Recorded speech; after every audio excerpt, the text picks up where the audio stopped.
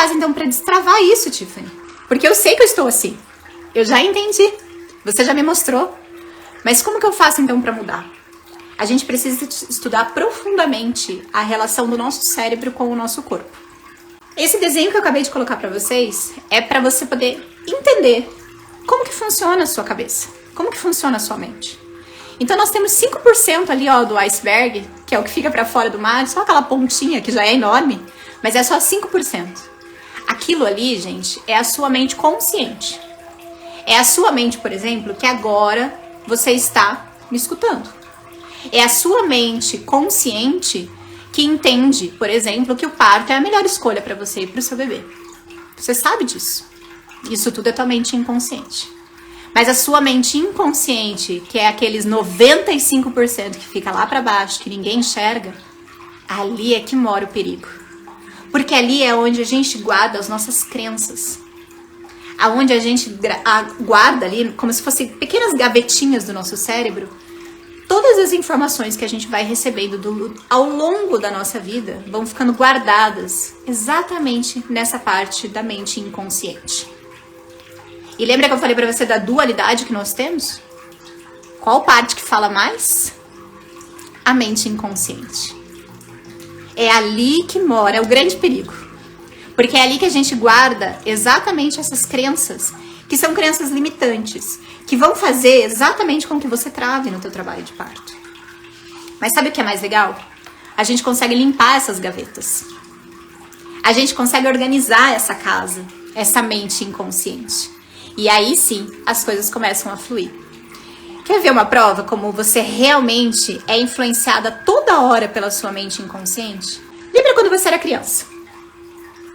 Você assistia talvez um filme na televisão ou alguma coisa assim? Que nem precisava ser de terror, podia ser só um suspense. E aí você ia dormir. Quando você ia dormir, a sua cabeça começava a viajar e criar um monte de coisa. Começava a criar monstros, e você olhava uma sombra no teu quarto, e essa sombra se transformava em um homem ou um monstro que ia te pegar. O que acontecia nesse momento? Você sentia medo, tinha calafrio, tinha boca seca, coração disparado, aquela dor de barriga. E muitas vezes você fazia o quê? Saía correndo daquele lugar. Ou gritava, socorro mãe, tem um monstro no meu quarto. E o que a tua mãe fazia quando entrava no quarto? Ligava a luz. E ao ligar a luz, você enxergava que aquilo ali era só um cabideiro com uma roupa pendurada. O que a sua mãe fez? Ela abriu seus olhos. Ela tirou você desse universo da mente inconsciente e te trouxe de novo para o consciente, te mostrando que aquilo que você estava fazendo era uma criação da sua fantasia. Então o nosso cérebro, ele não entende, ele não consegue distinguir o que é verdade do que é fantasia. Conforme a gente vai envelhecendo e vai ficando mais velhos, a gente, através do nosso dia a dia, da nossa correria, a gente começa a focar mais as coisas no inconsciente, no nosso consciente. E o inconsciente vai ficando ali paradinho. Mas ele tá ali. E aí, quer ver? A tua avó, com certeza, ou a tua mãe, ou alguma amiga, já falou que o parto vai doer demais. Que vai sofrer, que você não vai aguentar.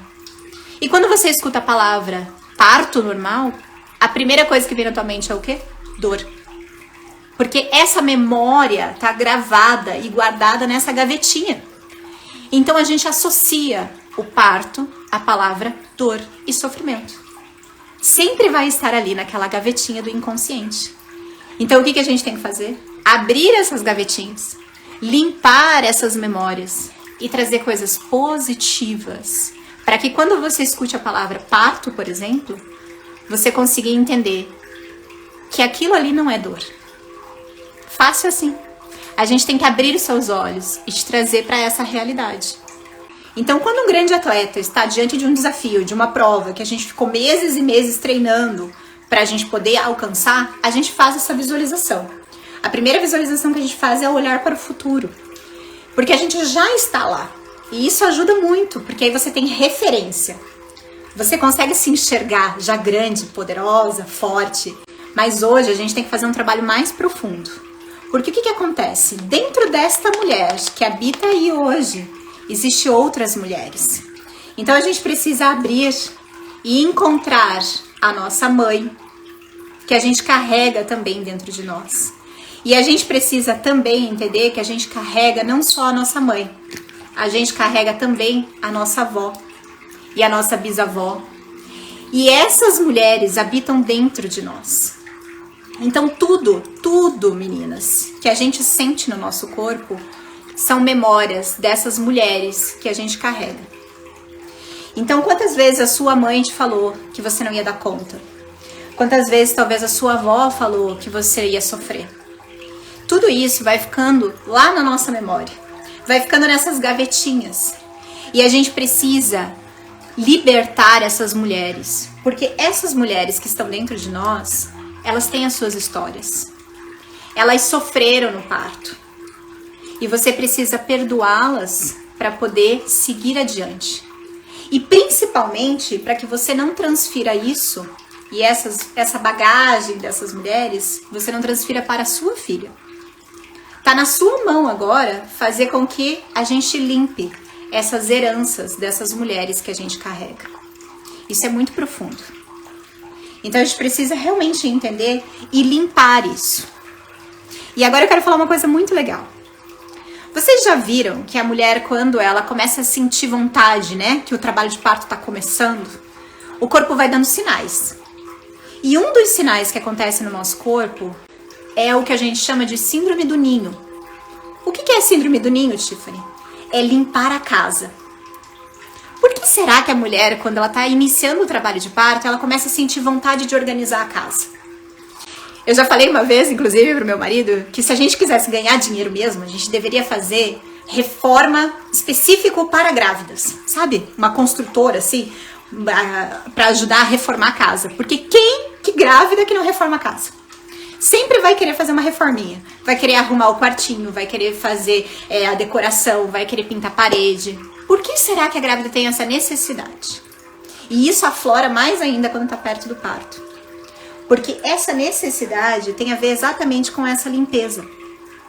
O nosso inconsciente, a nossa gavetinha do inconsciente, começa a querer limpar essas mulheres e todas essas coisas que a gente carrega dentro de nós. Então, uma mulher que sente vontade de limpar a casa, ela não está limpando somente o físico. Ela está limpando também as suas memórias. E isso é muito profundo. Quantas mulheres eu conheço que não entram em trabalho de parto porque elas não fazem essa arrumação. E eu não estou falando em arrumação física, só de limpar a casa, de organizar e faxinar. É de fazer esse perdão. É de fazer a libertação dessas mulheres que estão dentro de você. É fazer com que a tua história seja diferente, porque você não precisa carregar essa herança negativa da sua mãe ou da sua avó. E eu quero te contar uma história agora que é muito, muito importante, muito profunda. Presta atenção, tá? Eu acompanhei um parto que ele fala exatamente sobre essas questões. Para vocês entenderem o quão profundo é a nossa mente durante o trabalho de parto. Esse parto aconteceu e era um expulsivo que estava muito arrastado. Durante todo o trabalho de parto, essa gestante dilatou bem tranquilo, mas chegou no expulsivo. A gente via a cabecinha do bebê e o bebê fazia o movimento de vai e volta, mas ele não nascia. E nós temos um tempo, um prazo para que esse bebê ele possa realmente nascer. E esse tempo ele estava assim, ó, se esgotando. O bebê estava bem, a mãe estava bem, a gente estava aguardando. Mas durante todas as contrações, quando vinha a contração, essa mulher ela sentia muita dor. E durante o trabalho de parto dela inteiro, ela não sentiu essa dor. Mas ali no expulsivo, ela estava sentindo muita dor. E toda vez que ela sentia essa dor, ela vomitava e falava o nome de uma pessoa. Era uma coisa assim de arrepiar. Quem estava ali acompanhando o parto entendia que aquilo ali não estava legal. E a equipe já estava assim, ó, chegando ao seu limite. E eles olharam pra mim e falaram, a gente não tem mais o que fazer. E eu falei, calma, a gente tem o que fazer. E eu pedi pra equipe sair. E ficou só eu e ela. E ela olhava pra mim e parecia que ela estava delirando. E a cada contração ela sentia, ela vomitava. E ela falava o nome dessa pessoa. Nesse momento eu pensei, gente, tem alguma coisa na cabeça dela que não tá deixando esse bebê nascer. Porque não é físico, é mental. Ela tá sem estrutura, sem base sólida. Nesse momento, então, eu tive uma luz divina, talvez. E peguei o celular dela e comecei a procurar o nome dessa pessoa que ela clamava, que ela chamava. E eu liguei pra essa pessoa. A pessoa atendeu. E eu falei, fulana, não me interessa quem você é, mas eu tô com a ciclana aqui. E a bebezinha tá nascendo. E ela chama por você. Ela fala o seu nome. E eu não sei o que aconteceu com vocês, mas fala com ela. Me ajuda. E eu peguei esse telefone, coloquei no ouvido dela, entre uma contração e outra. E do outro lado da linha, a pessoa falou, filha, eu te amo e eu aceito esse bebê como minha neta. E esse bebezinho fez assim, ó, gente. Nasceu na hora. Sozinha. Sem ninguém. Só estava eu, ela e a avó no telefone, que escutou o choro da sua neta. Fazia 15 anos que elas não se falavam, que elas estavam brigadas, que tinha acontecido alguma coisa. E essa mulher, na hora que ela estava parindo, ela não conseguia encontrar forças para colocar a sua filha no mundo, sem receber o perdão da sua mãe. Então, meninas, o que eu posso falar para vocês? O parto, ele é sofrido, se você quiser. O parto, ele tem dor, mas não sofrimento. Ele é uma libertação. E quando alguém fala pra mim que tem medo de morrer no parto, eu te digo, isso vai acontecer. Você vai morrer para nascer uma nova mulher. Ali acaba o ciclo de uma menina para nascer uma mulher, para nascer uma mãe mais forte. Mas toda a tua herança, todas as suas mulheres anteriores, você carrega no seu ventre. O nosso útero e o nosso canal vaginal, ele é um portal para esse mundo. Mas junto a gente traz todas essas memórias. Então, arrumar o ninho, organizar a casa, é sobre isso. É sobre o perdão. É sobre você olhar para trás e perdoar as suas mulheres anteriores.